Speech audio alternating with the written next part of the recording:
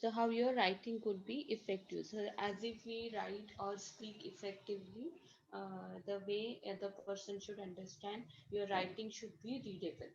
So whenever you write something, it has to be readable. So we have seen certain points in that, how it has to be clear, accurate, how you should use the familiar words, how you should try to make the concise sentences, do not make long sentences, keep the combination of long and short sentences, because too much of short sentences also makes it difficult to read, and too much of long sentences makes it difficult to understand.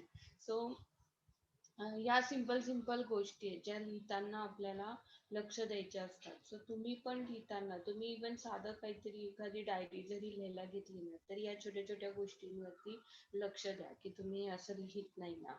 Then the sentences, आपण जे points पाहिले होते ते just एकदा revise करते. In effective writing, first one was sentences should content only one idea. So whenever you are writing something, it should only one idea at a time must be expressed. If you write too many things at the same time, then it becomes difficult for reader to understand what exactly you want to say. Or तुमच्यासाठी ह्यातलं काय महत्वाचं आहे, तुम्ही सगळ्याच गोष्टी जर तिथे express करून टाकलं तर you have to be very specific while writing. Then sentence should be written in active voice. Active व्हॉइसचे मी इथे एक्झाम्पल्स दिले की आत्ता होते किंवा ऍक्टिव्ह व्हॉइस मध्ये लिहायचं. Don't write it in a passive voice that it has been happened and it has happened in the past, अशा टाईप मध्ये नका लिहू. लिहिताना पास्ट टेन्स जरी असलं तरी त्याची व्हॉइस जो असतो तो ऍक्टिव्ह पाहिजे. Then sentence should be grammatically correct. So हे मी तुम्हाला already सांगितले की if you are writing it in a word or you are writing it email, these all things will get auto corrected or they will show you if the sentence is not grammatically correct. तर grammatically correct म्हणजे काय? कधी कधी article लिहायचं राहतं आपलं, an आणि th the, हे कुठे टाकायचं राहतं, कधी कॉमा राहतो, कधी फुल स्टॉप राहतो, कधी सेंटेन्स ला प्रॉपर वर्ड्सची अरेंजमेंट नसते. तर हे सगळ्या गोष्टी ते तुम्हाला पॉइंट आउट करून दाखवत असतं. आणि ग्रामरली वगैरे सारख्या ऍपमध्ये तर तुम्हाला त्याचे ऑटो करेक्शन्स पण ऑप्शन्स मिळतात. इथे तुम्हाला शोधायला लागतं की नक्की काय चुकलंय माझं असं. नंतर sentence should B punctuated correctly. So comma full stop should be given correctly. जसं कॉमा आणि फुल स्टॉपचा अर्थ असतो की तिथे पॉज घ्यायचा. जसं बोलताना आपण थांबतो, राईट, जसं बोलता बोलता आपण एखाद्या याच्यानंतर एक फ्रॅक्शन ऑफ सेकंडचा पॉज घेतो, ह्याच्यासाठी की जे काही बोललं गेलंय ते समोरच्याच्या पचनी पडावं, त्याच्या लक्षात यावं की काय बोललंय, आणि मग पुढचा पॉइंट बोलायला सुरुवात करतो. जर आपण एका श्वासात सगळं बोलायला लागलो तर त्या नॉनस्टॉप ह्याच्यामध्ये आपल्याला काहीच कळत नाही की काय बोललं आणि काय नाही बोललं. Right. So same thing writing मध्ये होतं, म्हणून कॉमा आणि फुल स्टॉपला त्याचा वापर केला जातो. It is indicated that this is a place where they should take a stop and then read the further thing. So ह्याच्यामुळे तुमचा रॉंग ठिकाणी कॉमा असला किंवा रॉंग ठिकाणी फुल स्टॉप असला तर त्या व्यक्तीला तो सेंटेन्स कळायला त्रास होऊ शकतो. Then sentences should be concise, छोटे पाहिजेत. should be varied in structure, means you should not use too much of choppy writing, it should not be too much of lengthy writing. So you have to make the combination. Sentence should fit together naturally. तर हे मी तुम्हाला सांगितलं होतं PPT मध्ये पण, की जेव्हा पण तुम्ही sentences create करता तेव्हा तुम्ही always you should take care की you are making some sense when you are moving from one paragraph to another paragraph. It should not sound की something is completely different that you are trying to write. की पहिला paragraph तुम्ही काहीतरी लिहिताय, second paragraph completely काहीतरी वेगळी गोष्ट लिहिताय, असं नाही झालं पाहिजे. So there should be proper way of arrangements. Okay, so they should come together, म्हणजे सगळ्या गोष्टी ना एखाद्याच गोष्टीला पॉइंट आउट करणाऱ्या पाहिजे, म्हणजे ते अर्थ लावता येतो तुम्ही जे लिहिलंय त्याच्या. सो तर मोस्टली तुम्हाला ट्रान्झिशन वर्ड्सचा तिथे उपयोग होतो, जे तुम्हाला कनेक्ट करायला मदत करतात. म्हणजे ह्या वर्ड्समुळे काय होतं, तुम्ही आधीचा सेंटेन्स आणि नंतरच्या सेंटेन्स मध्ये कनेक्टिव्हिटी आणतात. जसं तुम्ही हाऊ एव्हर लिहिता, right? For example, I was काय लिहिता येईल बरं आपल्याला howeverचं.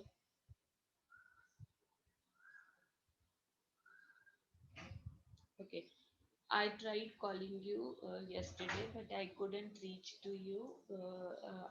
We were not able to speak, or you didn't pick up the call.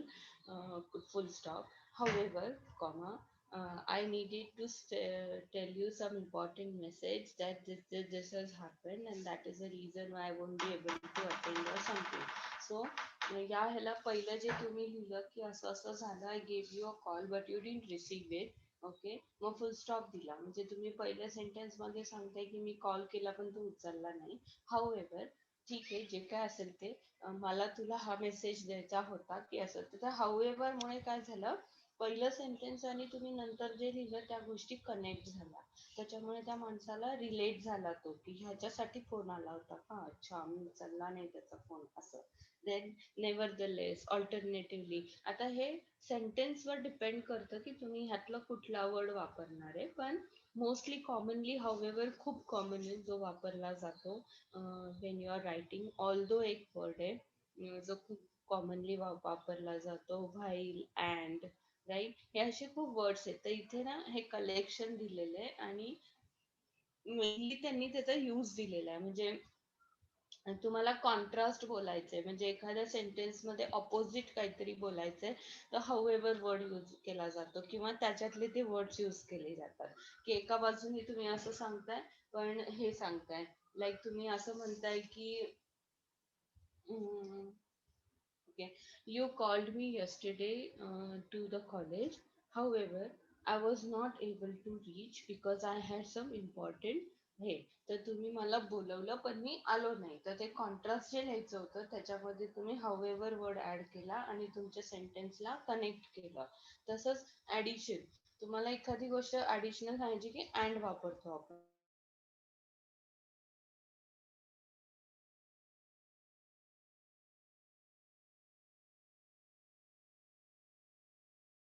दुसऱ्याला कनेक्ट केला. सो हे addition type of transition words येतात. ओपिनियन मध्ये हे एक्झाम्पल्स येतात की I think, I believe, as far as I know. हे पण तुम्ही रायटिंग मध्ये वापरलं असेल, right. I think we should not do this, हे ओपिनियन मध्ये झालं, राईट. और I think what you said is fine, I think what you believe is right, right. किंवा as far as I know, this is not going to happen. As far as I know, this is something wrong that you are saying. So ह्या सगळ्या हे असे words तुम्ही opinion द्यायला वापरता, and they are all called transition word. So they are use to connect the context what you are telling और what you are writing. So writing मध्ये पण हे वर्ड्स यूज होतात. नंतर इलस्ट्रेशन म्हणजे एक्झाम्पल्स देणं, राईट. एखादी गोष्ट एक्सप्लेन करायला आपण एक्झाम्पल देतो ना, ते इलस्ट्रेशन देणं, डिरेक्शन देणं. So these are for example such as, in other word. So हे बोलताना पण आपण खूप यूज करतो आणि रायटिंग मध्ये पण यूज करतो. पर्स्युएशन म्हणजे कन्व्हिन्स करताना. एखाद्या रायटिंग मध्ये तुम्हाला कन्व्हिन्स करायचंय कोणाला, तर तुम्ही हे सगळे words use, evidently, surely, this is going to help you, surely it will reduce your efforts, so surely you'll be very happy having this product, right. So these are words you are using to convey your persuasion. Okay, certainly, for this reason, of course, हे सगळे words. आणि comparison, equally, as with, likewise, in the same way, similarly, like, म्हणजे compare करताना. So हे words आहेत ना, हे लक्षात ठेवा किंवा हा चार्ट ठेवा तुमच्याकडे. हे वर्ड्सचं मदत होते जेव्हा तुम्हाला अशा टाईपचे वर्ड्स पाहिजे असतात आणि you are trying to find out when you are writing something. So they will help you to connect the sentences. So last time आपण इथपर्यंत बघितलं होतं. इथे थोडं एक्सप्लेनेशन राहिलं होतं माझं ट्रान्झिशन वर्ड्सवरती. So I just continued it from there. Today we'll see how to develop a logical paragraph. So if you want to write a paragraph, how you can go on developing the paragraphs. म्हणजे normally काय असतं सांगते मी तुम्हाला. आता email मध्ये तुम्हाला 3 paragraphs करायचे. तर पहिल्या पहिल्या पॅरेग्राफ मध्ये तुम्ही काही जनरल डिस्क्रिप्शन लिहिता, दुसऱ्या पॅरेग्राफ मध्ये तुम्ही स्पेसिफिकेशन्स लिहिता आणि तिसऱ्या पॅरेग्राफ मध्ये तुम्ही कन्क्लुजन टाकता. नॉर्मली अशा पद्धतीने तुम्ही ईमेल ड्राफ्ट केला जातो. सो मोस्टली तुम्ही आता जर लिहायचं काही म्हटलं ना, तर प्रोफेशनल लेवलला तुम्हाला ईमेल्स वरच जास्त लिहायला लागेल. किंवा जास्तीत जास्त तुम्ही ब्लॉग्स लिहिले, असं काही रायटिंग केलं. तुमच्यातलं कोणी ब्लॉग्स लिहितं? Do you have ever written blogs, anyone?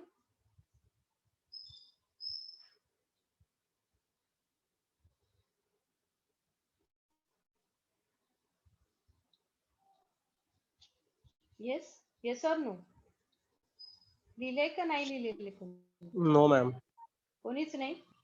कधी ट्रॅव्हल ब्लॉग ते फ्री ब्लॉगिंगच्या साईटवर किंवा आपल्या कुठल्या कॉलेजच्या पेजवर किंवा स्कूलच्या पेजवर असं नाही केलेलं का? So in blogging also you see there will be some paragraph. So पॅरेग्राफचं महत्व काय असतं की पॅरेग्राफ मध्ये तेवढ्या तेवढ्या पॅरेग्राफ मध्ये तुम्ही एक एक गोष्ट एक्सप्लेन करत जाता. त्याच्यामुळे व्यक्तीला त्या त्या पॅरेग्राफवर फोकस करून तिथली तिथली क्लॅरिटी घ्यायला सोपं जातं. म्हणून रायटिंग मध्ये पॅरेग्राफला खूप महत्व आहे. तुम्हाला इव्हन स्कूलमध्ये पण शिकवलं असेल.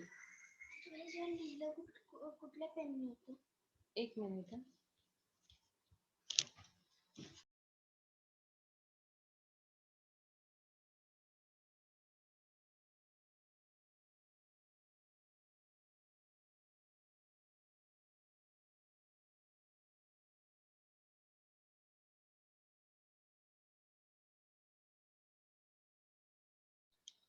ओके. सो पण आपल्याला तेव्हा सुद्धा एक मध्ये म्हणा किंवा रायटिंग मध्ये म्हणा, इफ यू रिमेंबर, तुम्हाला पॅरेग्राफ करा. You have to make a different paragraphs when you are explaining something. So paragraph वरती रायटिंग मध्ये फोकस असतो. Because it makes easy for person to read what you have written. Even in email writing also you should be able to make the paragraphs. तुम्ही entire एक अख्खाच्या अख्खा email लिहिला ना एकाच paragraph मध्ये तरी वाचणाऱ्याला कन्फ्युजन होतं. कारण जेवढा पॅरेग्राफ आहे ना तेवढं सगळं वाचून तो काहीतरी लिंक करायला बघतो. तुम्ही त्याला ब्रेक केलं की तो पहिल्या पहिल्या ह्याच्यावरती फोकस करतो and then he understands what you are trying to write. So developing paragraph is very much important. So how will you write the paragraph? First is you can arrange it chronologically. पॅरेग्राफला तुम्ही क्रोनॉलॉजीची help घेऊन तसं arrange करू शकता. जसं event आणि observation जसे झाले त्या सिक्वेन्स मध्ये तुम्ही लिहायला सुरू करता. आता हे जनरलाइज्ड मेथड दिलेले आहेत. Now this depends when and what you are trying to write. Okay. So हे जस्ट एक जनरल गाईडलाईन्स आहेत की पॅरेग्राफ. सो हे रायटर साठी पण आहेत, हे तुमच्या सारख्या मुलांसाठी पण आहेत, हे ईमेल लिहिणाऱ्यांना पण आहे आणि एखाद्या स्टोरी लिहिणाऱ्यांना पण आहे. So these are generally given guidelines. So की आता मी कधी इव्हेंट्स आणि हे लिहिणार असं, पण जर कधी लिहायला लागलं तुम्हाला, फॉर एक्झाम्पल तुम्हाला सांगितलं की आपल्या कॉलेजमध्ये जे गॅदरिंग झालं एक्झाम्पल, त्या गॅदरिंग वरती एक आर्टिकल लिहून दे, आपल्याला आपल्या इन्स्टिट्यूटच्या वेबसाईटवर पोस्ट करायचंय एक्झाम्पल. तर अशा वेळेला तुमचे हे writing skills उपयोगी येणार, right? So there you will be giving some title and you will start with the events. You will make it in a chronological way. So you will start with how the gathering process started, how the different events took place, how was the overall experience, right? So हे सगळं तुम्ही असं chronologyच्या हेल्पने घेणार. So that will make it more readable and one by one sequence will help people to understand how the process went through. So अशा पद्धतीने you can write in a chronological order. Even if you write a travel blog, if you are writing a travel blog, the travel bloggers बघा जसं पोचले, मग काय झालं, मग काय झालं, मग कुठे गेले, मग कसं झालं. सो तसं सगळं स्टेप वाईज एक्सप्लेनेशन असतं. तुम्ही असं वाचलं तर सपोज एखादा ट्रॅव्हल ब्लॉगर आहे आणि तो लिहितोय की सपोज मी थायलंडला फिरायला गेलो आणि लिहिताना he said I saw different airlines that are here इथं आणि डिरेक्टली थायलंडच्या फूडवर गेला. फूडवरनं तुम्हाला तिथल्या फूडचं सगळं सांगितलं. त्याच्यानंतरच्या पॅरेग्राफला डिरेक्टली कुठल्या तरी थायलंडच्या एखाद्या प्लेसला व्हिजिट केलेलं सांगितलं. मग त्याच्यानंतरच्या थर्ड पॅरेग्राफ मध्येच त्यांनी त्याच्या हॉटेल आणि रूम्स बद्दल सांगितलं. तर हा सिक्वेन्स मॅच होतो का? कोणी तिथं उतरल्या उतरल्या लगेच खायला जाईल का, किंवा लगेच कुठल्या तरी स्पॉटवर फिरेल का नाही. लॉजिकली सिक्वेन्स काय असतो की तुम्ही उतरला, फ्लाईट घेतली, लोकल ट्रान्सपोर्टेशन काय, कशा पद्धतीने तुम्ही त्या हॉटेल पर्यंत रीच केलं, मग तिथे गेल्यावर तुम्हाला कसं अकोमोडेशन वाटले, तिथे काय छान होतं, काय वाईट होतं, कशा टाईपचे हॉटेल्स असतात, अफोर्डेबल असतात का एक्सपेन्सिव्ह असतात, मग तुम्ही फूडवर गेला, मग तुम्ही लोकेशन्सवर गेला, तर आयडियली हा सिक्वेन्स तुम्हाला समजायला सोपा जाईल. जर असा सिक्वेन्स टाकला की मध्येच हे, मध्येच फूड, मध्येच एखादा स्पॉट, मध्येच हॉटेलची रूम, परत एखादा स्पॉट, तर तुम्हाला वाचान समजेल पण लक्षात काहीच राहणार नाही, कारण तो सिक्वेन्सच लक्षात राहण्यासारखा नाही. येते लक्षात? सो अशासाठी तुम्हाला क्रोनॉलॉजिकल ऑर्डर म्हणजे जसे इव्हेंट झाले, जसे प्रोसेस झाले, त्या पद्धतीने तुम्ही लिहिताय.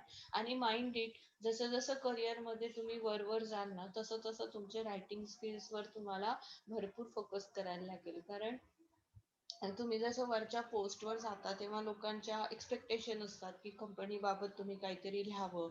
फॉर्च्युनेटली तुम्ही मोठ्या कंपन्यांमध्ये प्लेस झाला तर त्या कंपन्यांचे कधी कधी न्यूज आर्टिकल्स तुम्हाला बनवायला लागतात, कधी कधी तुम्हाला तुमच्या वेबसाईट्सवर कॉन्टेंट लिहायला लागतं, कधी कधी तुम्हाला ब्लॉग्स लिहायला लागतात, कधी कधी तुम्हाला फीडबॅक्स रिव्ह्यूज लिहायला लागतात. So writing is required in multiple aspects, remember, and the more good and creative you write, the more they will be appreciating you. So ह्या गोष्टी लक्षात ठेवा. सो पॅरेग्राफ करताना तुम्ही असा करू शकता, जनरल टू स्पेसिफिक करता येतं. म्हणजे आधी जनरल माहिती द्यायची, मग हळूहळू तुम्ही तुमच्या स्पेसिफिक गोष्टींकडे यायचं, जे नॉर्मली तुम्हाला दिसतं. की एखाद्या जनरल इश्यू बद्दल आधी डिस्कशन केले आणि मग तुम्ही एखाद्या स्पेसिफिक गोष्टींबद्दल बोलताय. जसं फॉर एक्झाम्पल आपण कशावरती आता एखादं रायटिंग जर मी सांगितलं तुम्हाला की COVID-19 पॅन्डेमिक वर तुम्ही लिहा, राईट? सो तुम्ही COVID-19 पॅन्डेमिकच्या आधी आधी काहीतरी असं जनरलाइज थोडंसं रायटिंग करणार आणि मग हळूहळू तुम्ही COVID-19च्या सिच्युएशनवर येणार किंवा COVID-19 बद्दल आणखी डिटेल माहिती द्यायला सुरू करणार.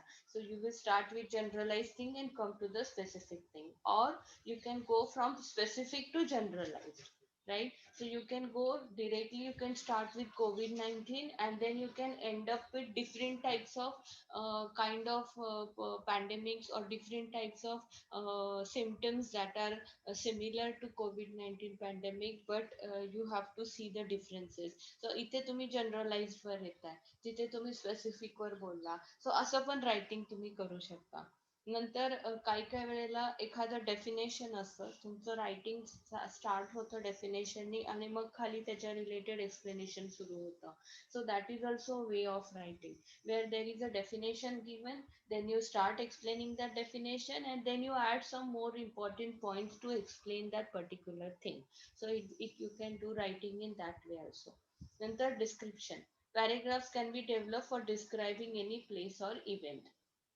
So you can write the paragraphs explaining about the details of particular event or place or anything, so that can be made into more descriptive way. अशा ह्याला पण तुम्ही पॅरेग्राफ्स बनवू शकता. सो त्यांनी काय दिले की रायटिंग मध्ये तुम्हाला पॅरेग्राफ्स कशाचे बनवायला लागतात, सो अशा गोष्टींचे करायला लागतात.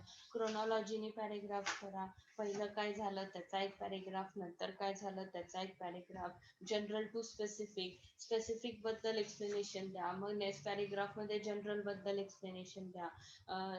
तसंच दुसरं डेफिनेशन मध्ये आधी डेफिनेशन लिहा, मग त्याचा अर्थ समजवा, मग त्याच्या खालच्या पॅरेग्राफ मध्ये तुम्ही आणखीन काही इम्पॉर्टंट पॉइंट त्याला अजून डिस्क्राईब करतील.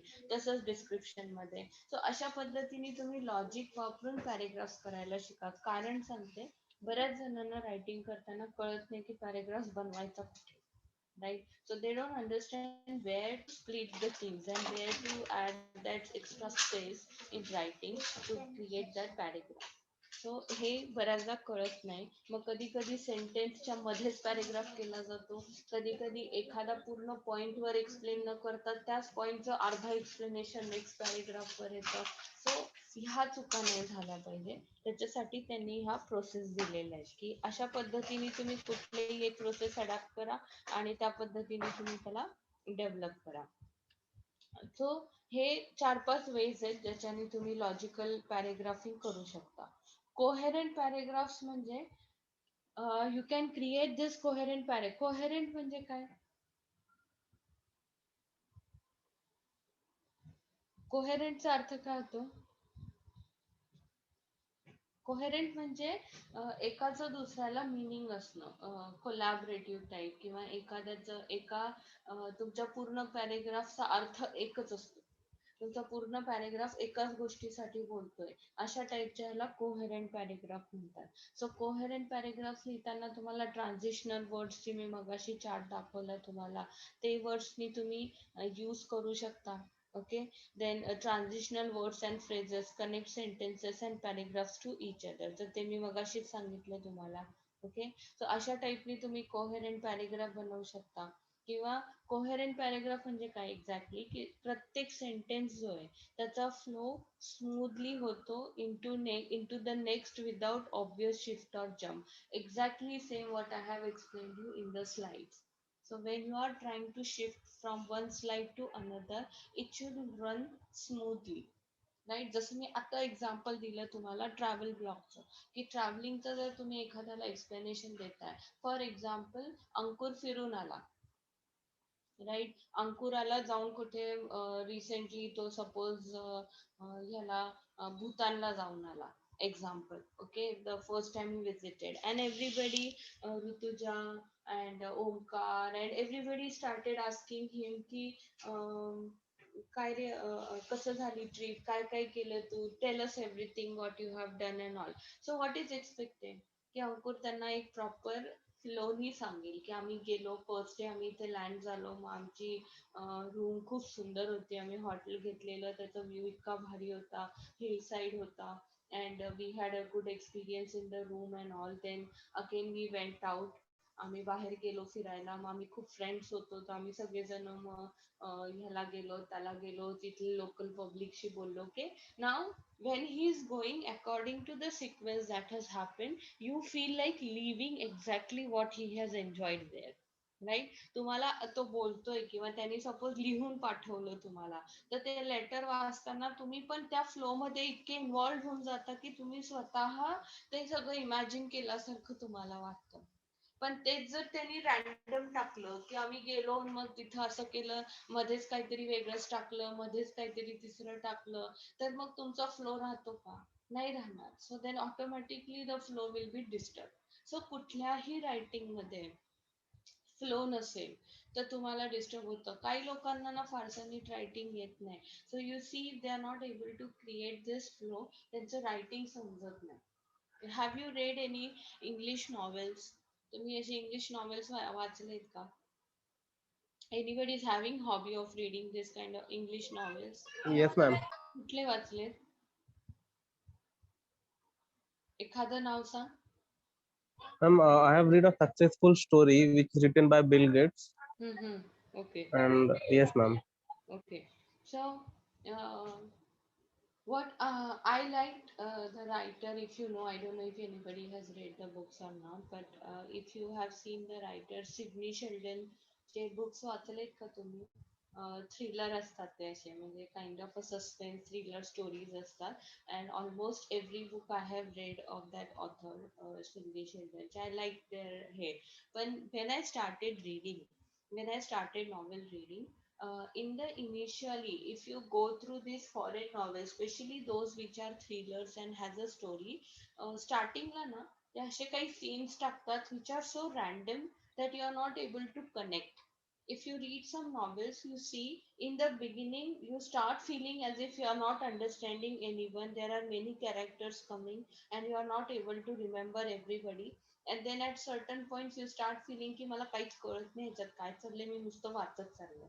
And then slowly when you skip to the next pages, then you start understanding the entire storyline, and then you will start getting what the is happening in this, and then you can relate it. So काही writing लोकांची अशी असते, आणि बऱ्याच जणांना ज्यांना रीडिंगची फार आवड नाही ना, मी त्यांना जेव्हा विचारते की का तुम्ही कधी केलंच नाही का, तर ते बऱ्याचदा मला असं सांगतात की मॅम आम्ही केलं, आम्ही स्टार्ट केलं, पण ते पहिले 4 पानं वाचल्यावरच काहीच कळत नव्हतं म्हणून सोडून दिलं, आणि मग आम्ही परत कधीच वाचले नाही. त्याच्याच अगेन्स्ट काही ऑथर्सचं सिम्पल रायटिंग असतं. Like if you have read something from Sudha Murthy, written any books by Sudha Murthy, or if you have written any book written by Paulo Coelho, like The Alchemist सारखं वगैरे, त्यांचं रायटिंग सिम्पल आहे. The moment you open the first page, you start getting the stories. किंवा लहान मुलांचे story books बघा, पहिलंच line, एक राजा होता, त्या राजाचं हे राज्य होतं. आता ह्या पहिल्या लाईन पासूनच तुमची कनेक्टिव्हिटी लागली. Okay, but sometimes people are very tricky in writing. They will create some suspense in the beginning and then they will unfold the story. So such type of writings will not work in your professional environment. You will need to be straight, like Paulo Coelho or Sudha Murthy, how they write in a simple and a straight line. That is the way you have to make, then only it becomes coherent paragraph, coherent writing होतं ते. नाहीतर मग ते खूप confusing होतं. आणि ते समोरच्याच्या reading स्किल्सवर totally depend करतं की तो तेवढे पेशन्स ठेवून ते वाचणार आहे का आणि त्याचा अर्थ समजून घेणार आहे का. So always be careful when you are writing or developing a paragraph. So it has to be coherent. So make this sure की तुम्ही जेव्हा एका पॅरेग्राफ मधनं दुसऱ्या पॅरेग्राफ मध्ये जाता रायटिंग मध्ये, तेव्हा त्याचा फ्लो पाहिजे, त्याला कनेक्टिव्हिटी पाहिजे, तुमच्या कॉन्टेंट बद्दल त्याचं सेम डिस्क्रिप्शन सुरू पाहिजे, काहीतरी तिसरंच लिहायचं नाही. आता ईमेल मध्ये तुम्हाला ह्याचा फारसा काही फरक पडणार नाही, कारण ईमेल छोटे छोटे असतात. पण जेव्हा तुम्हाला असे ह्यूज कॉन्टेंट लिहायला लागतील ना, तेव्हा ते मॅटर करतं. Then it really makes matter. So this is something you have to understand. So I have put one link over here where इथे एक लिंक टाकली मी या पीपीटी सोबत, तुम्हाला येईल ती. ह्याच्यामध्ये त्यांनी दिलंय की कोहेरन्स इन रायटिंगचं एक्झाम्पल्स टाकलेले आहेत. They are very big examples आणि छान येते. So you can go and read over there if you want to understand more about how the coherent writing should be. So इथे मी ती लिंक टाकून ठेवलेली आहे. जर आपल्याला वेळ असला एक्स्ट्रा तर ती लिंक बघू आपण नंतर. Okay. Then next is tone in writing. Now this is very important, remember. Right. आपण जर इफ यू रिमेंबर, मी तुम्हाला कम्युनिकेशन स्किल मध्ये एक एक्झाम्पल दाखवलं होतं की एक माणूस ईमेल लिहितो, तो दुसरा माणूस वाचतो, त्याला वेगळ्याच अर्थाने घेतो. Now this all depends upon your tone of writing, and trust me, your writing can also create an impact. जसं बोलण्याने इम्पॅक्ट होतो ना समोरच्यावर, त्याला राग कळतो, द्वेष कळतो, सार्कॅझम कळतं, अफेक्शन कळतं बोलण्यामधनं, तसंच रायटिंग मधनं सुद्धा कळतं. रायटिंग मधनं सुद्धा समोरच्याला एक्सप्रेस होता येतं, म्हणून आपले लव्ह लेटर्स लिहितात. राईट. आजकाल नाही लिहित कोणी, पण पूर्वी असायचं भरपूर ते. ओके. सो कारण रायटिंग मधनं तुम्ही खूप साऱ्या गोष्टी एक्सप्रेस करू शकता, and the words you use, the way you frame the sentences can create the impact you want and can change the tone in which you have written this. Right. For example, हा जो word आहे, हा जो line आहे, I would really appreciate. Okay. I would really appreciate, हे जे, हा sentence जर तुम्ही ही लाईन जर ऐकली तर तुम्हाला ती पॉझिटिव्ह वाटते. Right. I would really appreciate if you could help me वगैरे असं. तर हेच सार्कॅस्टिकली बोलायला सुद्धा वापरलं जातं. लिहिताना, लिहिताना, बोलताना कोण बोलत नाही असं, लिहिताना वापरलं जातं. की फॉर एक्झाम्पल मी तुम्हाला होमवर्क दिले, एक्झाम्पल घ्या, आणि तुम्हाला मी रिपीटेडली रिमाइंडर देते की प्लीज होमवर्क लवकर सबमिट करा. फॉर एक्झाम्पल तुमच्यातल्या 5 जणांनी होमवर्क अजून सबमिट नाही केलेले, आणि मी तुम्हाला मेल लिहितेय की please submit it within 2 days, तरी पण तुमचा आला नाही. तरी मग मी काय करणार, I will write you. Now I can't write something using angry words or shout on you kind of stuff, किंवा I can't write you something you nonsense, can't you send it वगैरे असं मी काही लिहू शकत नाही, because my written will be always taken as a proof. उद्या तुम्ही ते ॲज एव्हिडन्स दाखवू शकता, तेव्हा कोणी सिच्युएशन समजून सांगत नाही समोरच्याला, फक्त काय म्हटलं जातं की मॅडमनी आम्हाला असे वर्ड्सनी रायटिंग केलं, ही काय पद्धत आहे का आम्हाला बोलायची.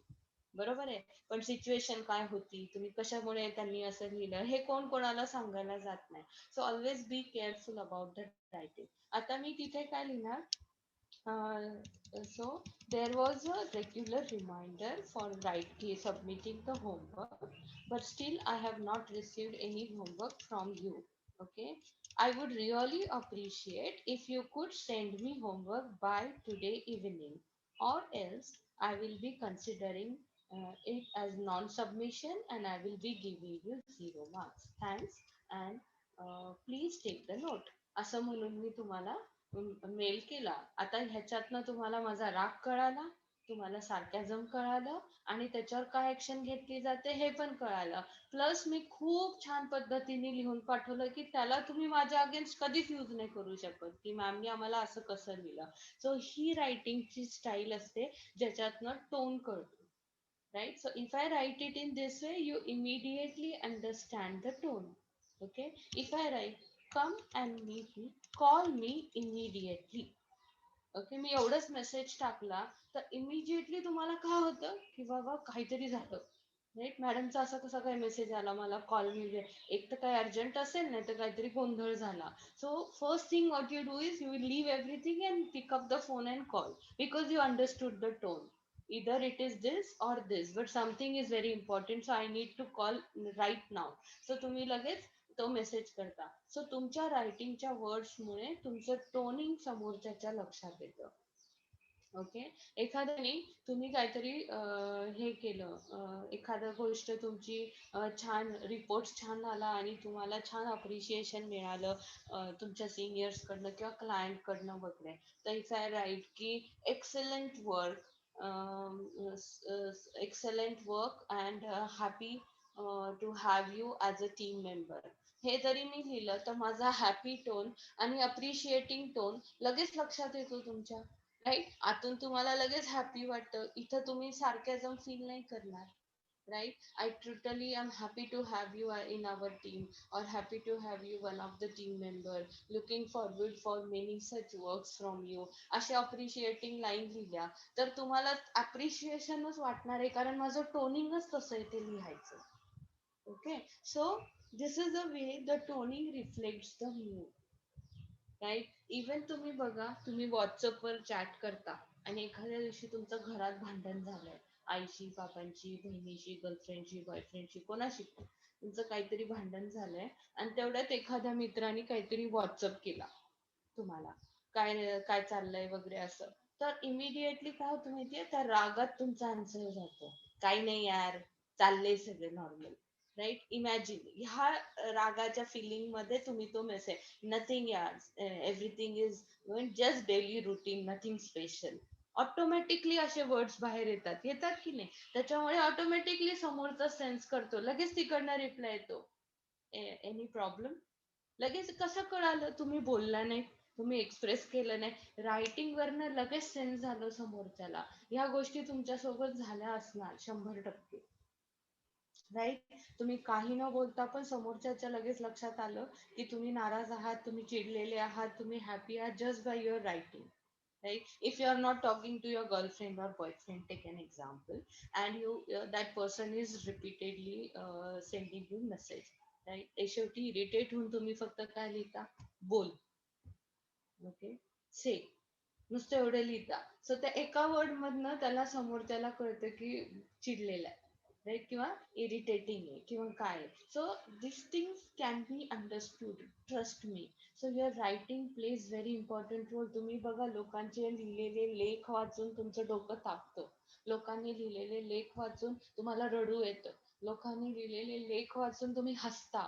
So you can react in that particular emotions because they want you to have those emotions, and this is how writing has gotten impact. So same thing is when you are professionally communicating. So tone वरती भरपूर भरपूर लक्ष द्यायचं की आपल्या लिहिण्याचा tone तसा दुसऱ्याला वाटत नाही ना. राईट, सो हे अवॉइड करण्यासाठी ना कायम रिस्पेक्टेबल वर्ड्स ऍड करायचे, please, kindly, shall I, I hope I can do this, और मे आय डू दिस. हे जे रिस्पेक्टेबल वर्ड्स येतात ना, they make this tone quite neutral, and they will not make other to feel in the way they want it. Like suppose तुमचं एखाद्या colleague सोबत नीट पटत नाही, तुमचं कोणाशी तरी कोल्ड वॉर टाईप सुरू आहे, जे कॉमन असतं ऑफिसमध्ये, राईट? की एखादा उगाचच तुम्हाला ह्युमिलेट करत असतो किंवा एखादा कलिग सतत तुमच्याशी कॉम्पिट करत असतो. The problem is on their side, but somehow तुमच्या दोघांमध्ये काहीतरी कोल्ड वॉर सुरू असतो, like you keep avoiding that person. हे खूप कॉमन सिनॅरिओज आहेत. Now you both have to deal on something and you have to write him an email. Right now, suppose your colleague has written an report and it has come to you to get corrected. Now they have asked you to once read and find out the faults and then just make it a final a final document. तर तुम्ही वाचताना तुम्हाला त्याच्यामध्ये काही errors दिसले. Now whatever the comments you have mentioned and you have written an email, ki please go through the file and read the comments and address them. I have found some mistakes. Okay. So हे तुम्ही केलं. आता logically तुम्ही पाठवताना CC मध्ये तुमच्या team लीडला पण ठेवणार किंवा मॅनेजरला पण ठेवणार, कारण तुम्हाला दिलेलं काम तुम्ही केलं हे त्या व्यक्तीला एकट्याला कळून उपयोग नाही.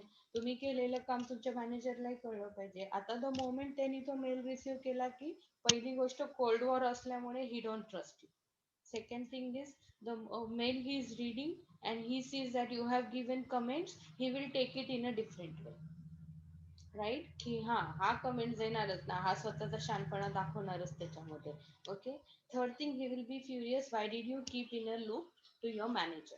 म्हणजे त्या मॅनेजरला दाखवायचंय का ह्याला की माझ्या ह्याच्यात एवढ्या मिस्टेक्स निघाल्या म्हणून असं हे ते. So every comment when he is addressing, because the way you had the relationships and the writing what you have written, he has taken it in the opposite way. Right? आणि प्रत्येक गोष्टीला तो defend करायला बघणार आहे की नाही, ही गोष्ट बरोबर आहे, ह्याच्यात असं नाही होणार, ते त्याच्यात असं मी लिहिलं कारण मला हे असं वाटलं म्हणून. And he is trying to explain his point. So this is how the typical scenarios happen, and this is because of your personal relations. The written toning is taken in the opposite way. बऱ्याचदा होतं हा. Trust me, I don't know those who are doing jobs have you experience something like that or not, पण I have seen this things happening. आणि हे इतक्यांदा होतं की तुम्ही लिहिताना अजिबात अशा इंटेन्शननी लिहिलेलं नसतं, पण घेताना तो समोरच्या व्यक्ती त्याच्यावरनं इश्यू क्रिएट करतो की मला असं का लिहिलं आणि मला तसं का लिहिलं, आणि ह्याचा अर्थ काय त्याचा अर्थ काय. So this way the toning has to be really thought upon. म्हणून नेहमी सांगते मी की प्लीज, काइंडली हे वर्ड्स यूज करा. ह्याच्यामुळे काय होतं माहितीये का, समोरचा जरी तो रागात असला तरी प्लीज वर्डनी, काइंडली वर्डनी तो थोडासा शांत होतो. त्याला कळतं की हे वर्ड वापरले म्हणजे कुठे रागाच्या भरात काही लिहिलेलं नाहीये हे, किंवा मुद्दामून काही केलेलं नाहीये. So tone down the things. Tone in writing refers to the writer's attitude towards the reader. So it shows your attitude towards that particular person who is going to read what you have written. The overall tone of written message affects the reader just as one's tone of voice affects the listener. आता example घ्या. तुम्हाला मी email लिहायला सांगितला क्लायंटला. Okay. Suppose क्लायंटचा दुपारी phone आला होता आणि त्यांनी दिलेलं की आम्हाला रिपोर्ट तुम्ही परवा सबमिट करणार होते, आम्हाला उद्याच रिपोर्ट हवाय. राईट? काही अर्जन्सी झालाय, सो आम्हाला काही माहित नाही. क्लायंट असतात, so they R never like requesting, they are always like demanding की आम्हाला उद्याच्या उद्या पाहिजे, सो तुम्ही ते मॅनेज करा आणि उद्या संध्याकाळपर्यंत आम्हाला रिपोर्ट आलेला पाहिजे. Okay. So now, being a boss, suppose I told you to draft an email to them explaining them that it is not possible to send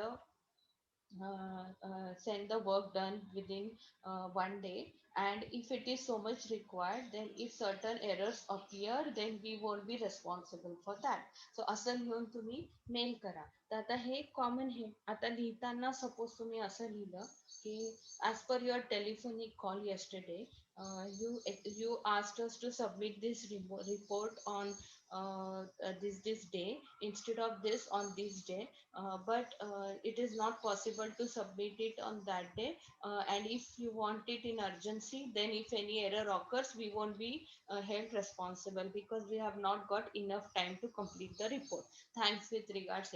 आता असा मेल जर पाठवून दिला तर ह्याच्या टोनिंग मध्ये राग, राईट, ह्याच्या टोन मध्येच तुम्हाला समोरच्याला लगेच सार्कॅझम आणि हात वर करायचं टेंडन्सी की आमचं काही त्याच्याशी घेणं देणं नाही, तुमचं तुम्ही बघून घ्या, आम्हाला परत काही बोलायचं नाही, हे बोलल्यासारखं होतं. आता तुम्हाला बॉसनी कॉमन लँग्वेज मध्ये समजवलं, पण त्याला व्यवस्थित कसं ड्राफ्ट करायचं हे तुमच्याकडे स्किल पाहिजे की नाही?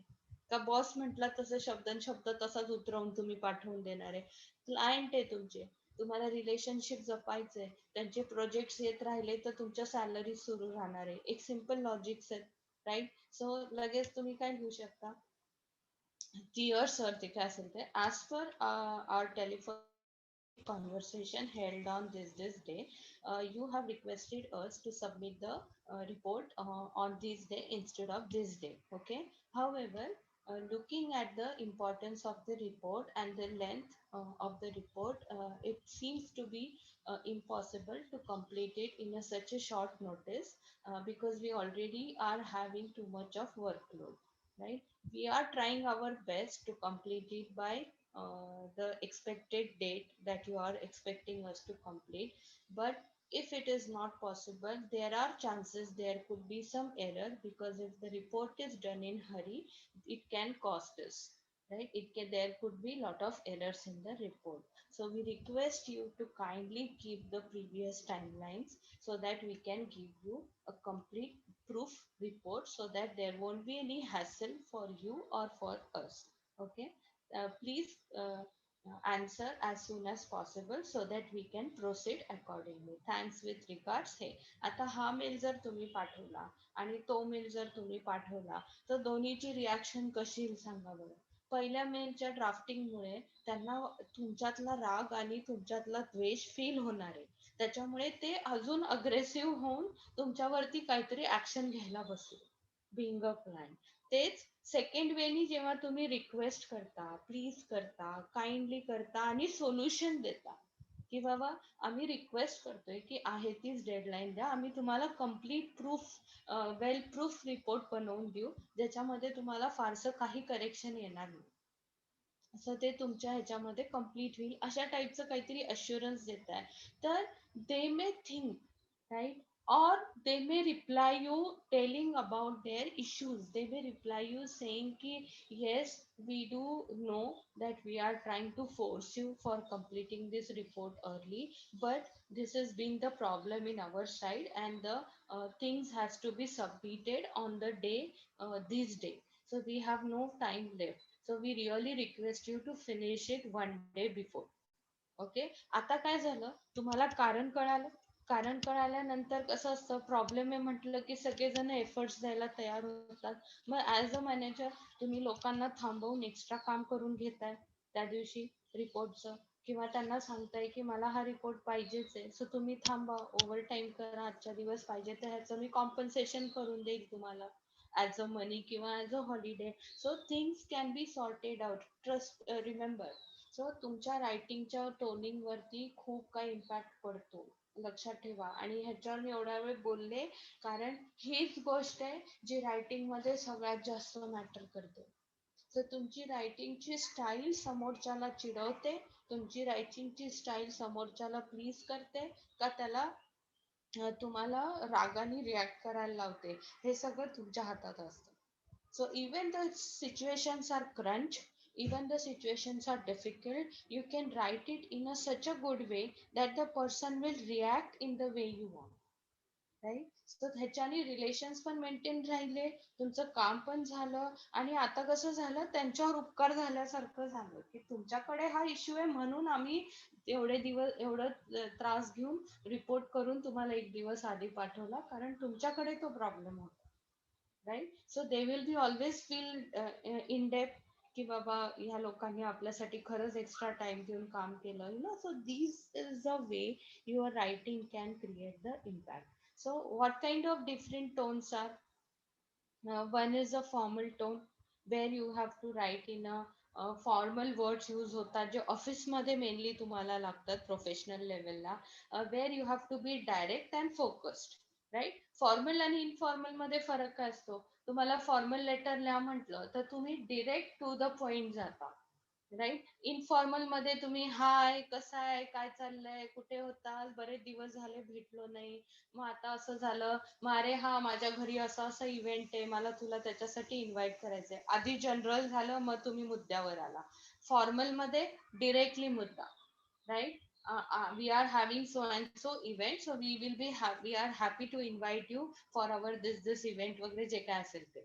Okay, so directly to the point. So formal आणि इनफॉर्मल मध्ये रायटिंग मध्ये हा फरक असतो. फॉर्मलला तुम्ही डिरेक्टली पॉइंट्सवर फोकस करता जे मॅटर आहे त्याच्यावर, आणि इनफॉर्मलला तुम्ही आधी भरपूर बाकीचं बडबडता आणि मग तुमच्या मेन मुद्द्यावर येता. सो लँग्वेज मध्ये फरक पडतो.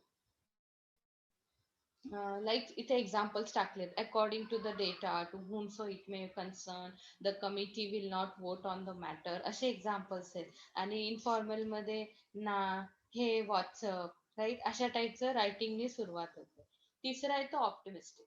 Optimistic means your writing can show your optimism, how positive attitude you have, how much positively you are looking towards the thing, right. So काही वर्ड्स असतात जे तुम्ही यूज केले की त्याच्यामुळे तुमची ऑप्टिमिझम येतं. जसं for example, definitely will be giving this, surely you will get your report on the time, right. So किंवा अजून काय तर, ओके, डेव्हिड नाही, हे एखाद्या नॉवेलच्या रायटिंगचे एक्झाम्पल्स आहेत. But hopeful, right, we are quite hopeful sir that this report is going to be the best report that we have written, or we are quite hopeful that this year best ह्याचा award आपल्याच कंपनीला मिळणार आहे वगैरे असं. So these are the words which shows optimism, right, encouraging words. So they shows your optimism. So optimism दाखवायला तुम्हाला optimistic words वापरून optimism आणता येतं. नंतर worried. Your worried tone can be also read. If you are writing something with the worried, um, like if you are saying something that okay, tentatively the things can go that way, or I'm not sure about how the things are going to happen, or we are still in dilemma, right, I am still in dilemma whether we are going to get the report or not. If somebody is writing you like this ki, I have talked to client, but they look still in dilemma whether they are going to give us report or not. So ह्याच्यातनं worry, concern तुम्हाला लगेच कळतो की boss जरा tension मध्ये दिसतोय, right. So I don't know how the things are going to turn around, I don't know what is there in our future. So अशा टाईपचे वर्ड्स जेव्हा तुम्ही ऐकता तेव्हा तुम्हाला ऑटोमॅटिकली स्ट्रेस, टेन्शन्स ह्या गोष्टी त्याच्यातनं दिसून येतात. सो ह्या वर्ड्स तुम्ही वापरले की समोरच्याला तुमचं वरीड नेचर दिसून येतं, राईट. सो वरीड टोनिंग पण कळतं, फ्रेंडली टोन कळतं, राईट. फ्रेंडली वेनी तुम्ही लिहिलं की any friendly things that you write, right, how's everything going on, how the things are, right, hope everything is fine. जसं आता कोविड पॅन्डेमिक जेव्हा सुरू झालेलं तेव्हा मेजॉरिटी टाइम इवन फॉर्मल ह्याच्यात सुद्धा everybody use to write in the beginning, hope everything is fine at your end, hope you and your family is fine, किंवा एंडला लिहायचे do take care of you and your family, I hope you all are in a good health. कारण कोविडमध्ये सगळेच एकमेकांच्या बाबतीत concern होते, not only informally but formally सुद्धा. सो फॉर्मली जेव्हा काही रायटिंग व्हायचं तेव्हा ह्या गोष्टी प्रॉमिनेंटली मेन्शन व्हायच्या.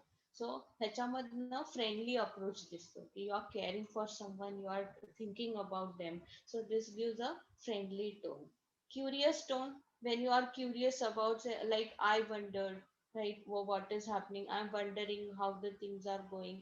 जे नॉर्मली तुम्ही ऍप्लिकेशन, जॉब ऍप्लिकेशन केले आणि तुम्ही जर तुमच्या HR ला फोन केला की I had just appeared for the interview and it's been around 8 to 10 days, so I was just wondering if you had if there is any decision done. So तुम्ही नाही हे केलं तर तुम्ही व्हॉट्सअप मेसेज केला किंवा परत एक ईमेल ड्राफ्ट करून पाठवला, तर त्याच्यात हे जे वर्ड्स येतात ह्याच्यात क्युरॉसिटी दिसते, right. I am thinking, I was just thinking about it, I hope the things have turned positive for me, or I just think, I was just wondering what is the output of this. So these are all words which makes person curiosity to be felt. So त्याच्यामुळे त्या HR ला कळतं की you are curious about the decision, right. So ते toning करतं. नंतर cooperative toning करतं, right. don't worry, we are always there with you, right? Surely you will have our support, right? These type of words will show that you are in a cooperative phase. तुम्ही तुमचं cooperation दिसून येतं समोरच्याला. Okay, so we our words use केले तर. आणि email लिहिताना कधी पण एक लक्षात ठेवा की जेव्हा पण तुम्ही कंपनीला ईमेल्स लिहिता, क्लायंटला ईमेल लिहिता, तेव्हा नेहमी तुम्ही वी हा वर्ड यूज करायचा असतो. आय कधी लिहायचं नाही, कारण तुम्ही स्वतः काही करत नाहीये, तुम्ही कंपनीला रिप्रेझेंट करताय तिथे. कंपनीच्या थ्रू तुम्ही मेलिंग करताय. मेल आय डी तुमचा असला तरी शक्यतो वी हा वर्ड आपल्या ह्याच्यात आला पाहिजे की we at our company have decided to do this, we at our company are thinking to do this. So this should be your language when you are at a workplace, and don't use so much I, कारण ते तुम्ही individually काही करत नसता, तो group decisions असतात सगळे, फक्त एक रिप्रेझेंटेटिव्ह असतो म्हणून तुम्ही बोलत असता, but it is mostly we. So this shows your cooperation. Assertiveness म्हणजे हे झालंच पाहिजे, हे असंच आहे आणि हे व्हायला पाहिजे, हा असर्टिव्ह टोन करतो. I want this to be done by today evening असा मेसेज पाठवला तर I want this today at any cost. So this is a assertive language, right? It is like it has to be done. There is no other option for that. So ह्याला assertive language म्हणतात. Encouraging tone मिळतो. Don't worry, you will do it. I know, I trust you. You are the best, right? You can always do it. Have confidence. I have confidence in you. हे सगळे encouraging words आहे. If you use them in your writing, your writing looks encouraging, right? So you can show this tone, encouraging tone, surprise tone. I never thought, right? I never expected that you will be doing this, right? This is something in writing, right? मी बोलून दाखवते, पण लिहिताना पण तुम्ही ह्या सगळ्या गोष्टी express करू शकता. So these are the different tones for the writing. So here we have finished this. ना आता फक्त ह्याच्यामध्ये एक persuasiveचा टॉपिक राहतो, तो नेक्स्ट टाइम आपण कव्हर करू, म्हणजे सेकंड चॅप्टर आपला नेक्स्ट क्लासला संपून जाईल. Okay, so this is how the important things are in our somebody is chatting. Yes, okay, okay, fine, thank you so much, and we can see later. Okay, bye. Your lecture started or what? Continuous lecture started. No, ma'am. मग हा कोणी लिहिलं मला की 7 वाजता दुसरं session आहे म्हणून? मला मेसेज टाकलाय की we have another session at 7, so please conclude the topic. Hello. Okay.